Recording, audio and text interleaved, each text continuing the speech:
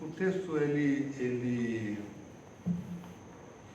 os textos que nós usamos na nossa liturgia, ele tem como um desafio grande de fazer reflexão entre o deserto e a promessa. Fé que resiste, graça que liberta. Essa é o apanhado de todos os textos da nossa liturgia da 12ª semana do Tempo Comum, tanto no livro de Reis, quanto no Salmo, quanto na carta aos Gálatas, quanto no Evangelho de Lucas. Esse contexto da Semana Comum, o título expressa a condição humana entre os desertos do sofrimento e a promessa de sentido. É nesse intervalo, entre o esgotamento e a esperança, que a fé resiste e a graça liberta. Nós pensamos nessa palavra que nasce da realidade de um mundo marcado por desagregação humana, evidentes guerras, por exclusões, por violência. E diante disso, proclamar a graça é também denunciar sistemas de morte e afirmar que Deus não está do lado dos que matam em seu nome, mas está do lado dos que sofrem. Entre o deserto e a promessa, encontramos o lugar da fé vivida, vulnerável, corajosa, comprometida com a dignidade de todos e todas. O Evangelho não promete fuga, mas presença. Não isenta da dor, mas convoca a esperança ativa. Por isso seguimos, libertos pela graça, enviados pela fé. E nesse domingo a palavra de Deus nos conduz por caminhos de crise, por caminhos de restauração, por caminhos de inclusão e também por caminhos de libertação. A palavra nos fala desde os desertos que atravessamos até o encontro com Cristo, que nos devolve a vida e nos envia como testemunhas. São textos intensos, profundos, que tocam diretamente a nossa existência, a nossa alma. Em cada leitura, encontramos uma pessoa ou um povo que está em conflito, que está em luta. Elias, que foge para o deserto esgotado, o salmista, que clama no exílio espiritual, a comunidade da Galácia, dividida por muros religiosos e sociais, e aquele ser humano marginalizado, possuído por legião e abandonado entre os sepulcros. Em cada uma dessas situações, Deus age com compaixão e justiça, acolhendo e restaurando. Começamos com o profeta Elias, figura respeitada, símbolo da fé viva, mas que agora se sente desiludido, entregue a um desamparo profundo. Ele havia enfrentado reis e falsos profetas, mas diante da ameaça contra a sua vida, a sua alma desaba. Deseja desaparecer. Está tomado por uma angústia que consome o centro da sua vida, da sua existência, do seu ser. Mas ali, aonde parece não haver mais esperança, Deus se manifesta. Não no poder estrondoso, mas no murmúrio. Não na tempestade, mas na leve e suave brisa. Uma presença que não se impõe, mas que sustenta. Elias descobre que há um silêncio onde Deus fala mais profundamente do que qualquer palavra. E é neste silêncio que ele encontra as forças para seguir. Quantas vezes, minhas irmãs, quantas vezes nós também habitamos esse lugar? Quando a vida nos tira o chão, quando as vitórias se tornam fardos, quando a fé parece insuficiente, são momentos em que a angústia parece dissolver o sentido. Mas é justamente aí, quando tudo parece ruir, que Deus se revela como presença que não abandona. Ele nos sustenta quando tudo em nós vacila. E diz: levanta-te, pois ainda há caminho. Levanta-te, porque ainda há caminho. Essa tensão entre sede e ausência também está expressa nos Salmos 42 e 43. A alma está em conflito, clamando. Por quê? Por sentido. A pessoa do salmista sente falta da fonte que sustentava a sua vida. Lamenta, sim, mas não se rende. Enfrenta a si mesma com honestidade espiritual. Por que está abatida, ó minha alma? Por que está abatida, ó minha alma? Espere em Deus. É um confronto que o salmista faz consigo. A fé verdadeira não é ausência de dúvida.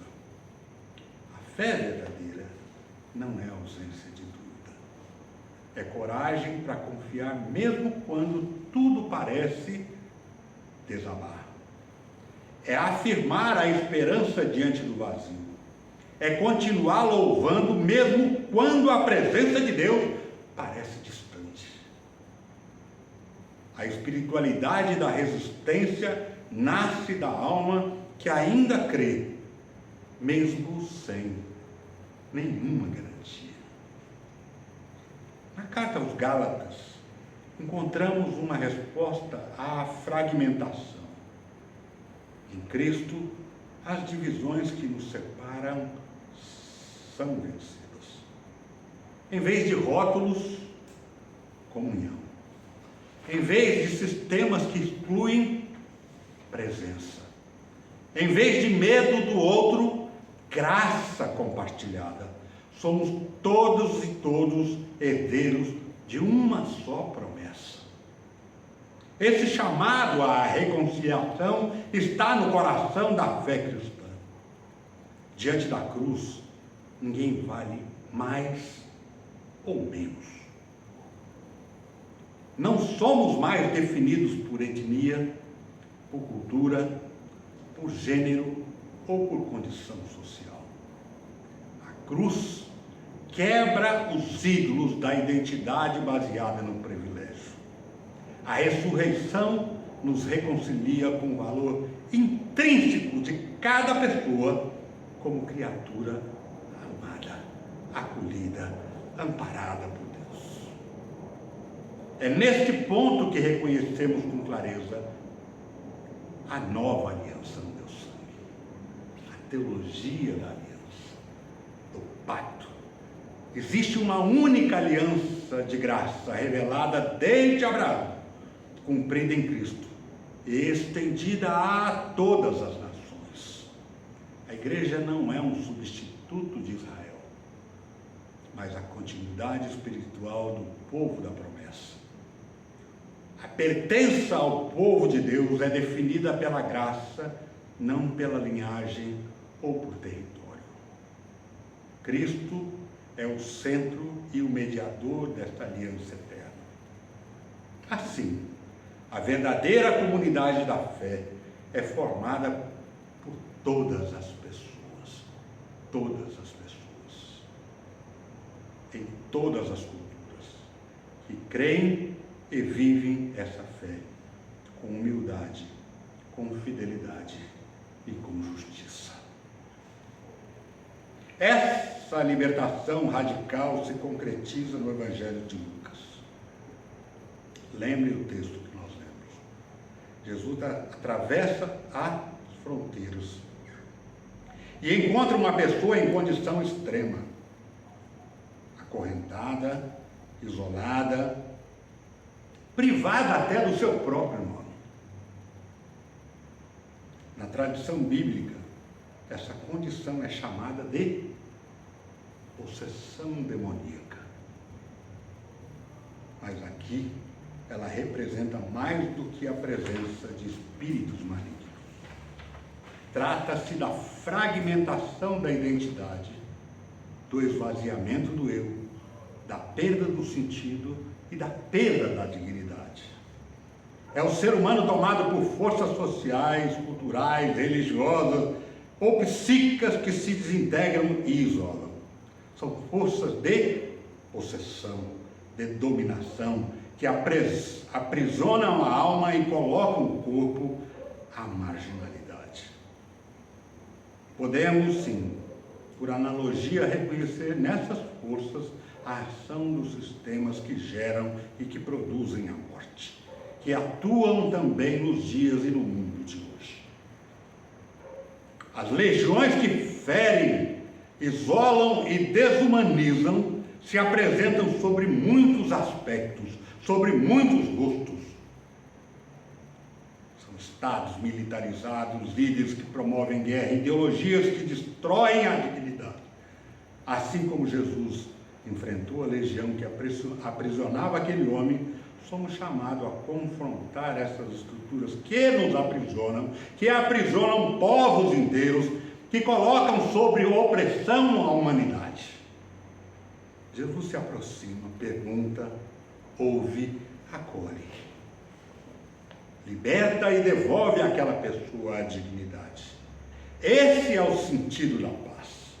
Uma existência totalmente restaurada. A cidade, no entanto, se assustou. A liberdade, ela é perturbadora. Ela aflige. Prefere aquela pessoa acorrentada do que viva e livre. Isso nos mostra que a graça não é neutra. Ela confronta todas as estruturas que preferem o controle à compaixão. A presença que cura também desinstala. É por isso Jesus não apenas cura, mas envia. Quem vivia entre os mortos, agora faz o quê? Proclama a vida. Vivemos dias, meus irmãos, minhas irmãs, em que essa coragem é essencial. Tempos em que muitos estão como Elias, cansados, ou como salmistas, sedentos e também em silêncio. Como Gálatas, divididos, como Gerazenos, feridos, excluídos.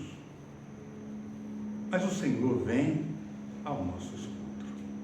Vem ao nosso encontro e sustenta e reconcilia e também cura. A fé, minhas irmãs, não é fuga. Ela é compromisso.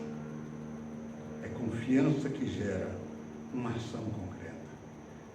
E por isso, e aí um protesto específico.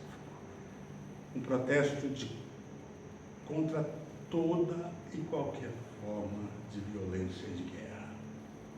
No contexto em que nós estamos vivendo, a palavra de Deus tem que protestar contra aqueles e aquelas que promovem as guerras e tiram a paz dos povos.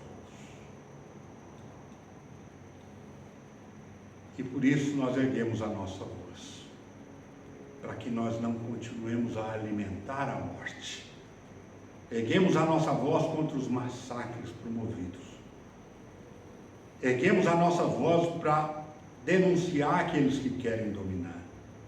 Incluímos aqui, especificamente, o povo palestino, que sofre com bombardeios, cercos, expulsões e mortes o tempo inteiro. Denunciamos com clareza todos aqueles que oprimem e ocupam em nome de Deus uma promessa deturpada. Não é legítimo matar em nome de Deus. Não há paz de verdade onde os muros e tanques são as linhas de frente. E as nações que apoiam nesses atos clamamos. Nós clamamos com todas as letras, dê um basta nisso. A verdadeira segurança é aquela que nasce da justiça e não da força. O povo de Deus não é um estado ou uma etnia, mas toda pessoa que caminha na justiça, no amor e na fé em Cristo Jesus. O nosso lugar como igreja é ao lado das vítimas, dos que clamam, dos que sofrem, dos que são esquecidos. Porque ali está o Cristo crucificado, que também ressuscita. Nossa missão é sermos sinais de reconciliação e testemunhos da graça. Por isso, que a nossa igreja seja um sinal de esperança, lugar de acolhimento, lugar de pertença, lugar de cura, lugar de paz. E que o Espírito do Senhor nos transforme em homens e mulheres que anunciam com as palavras e com a vida. Vejam o que Deus fez por mim. Vejam o que Deus fez por nós. E também, chega de morte. Chega de usar o nome de Deus para justificar os massacres. E que Deus nos dê a restauração desse deserto, como Elias e todos aqueles que passaram as provas de fé.